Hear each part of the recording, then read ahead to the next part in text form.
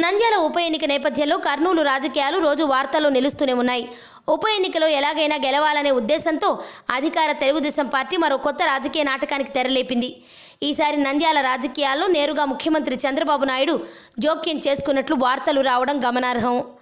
తాజాగా నంద్యాల టీడీపీ నేత శిల్పమోహన్ రెడ్డితో పాటు మున్సిపల్ చైర్పర్సన్ దేశం సులోచన, అత్యధిక మంది కార్పొరేటర్లు జగన్ సమక్షంలో వైఎస్ఆర్ కాంగ్రెస్ పార్టీ కండువా కప్పుకున్నారు. మున్సిపాలిటీలో వైసీపీ హవా సాగితే త్వరలో జరగనున్న ఉప ఎన్నికలో టీడీపీకి ఎదురుదెబ్బ తగిలే అవకాశాలు ఉన్నాయి.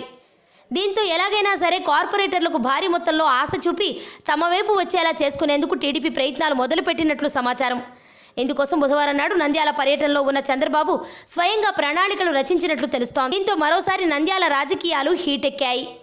వైసీపీ కండువా కప్పుకున్న 25 మంది కార్పొరేటర్లను లొంగదీసుకోవడంతో పాటు వైసీపీలోకి వెళ్లిన మున్సిపల్ చైర్పర్సన్ దేశం సులోచనను పదవి నుండి దించేందుకు చంద్రబాబు నేతృత్వంలో టీడీపీ నాయకులు ప్రయత్నాలు చేస్తున్నట్లు విశ్వసనీయ వర్గాల సమాచారం. అయితే అధికార పార్టీ తాయిలాలకు లొంగితే తమకు రాజకీయ భవిష్యత్తు ఉండదని పలువురు కార్పొరేటర్లు టీడీపీ నేతలకు సూచించినట్లు తెలిసింది.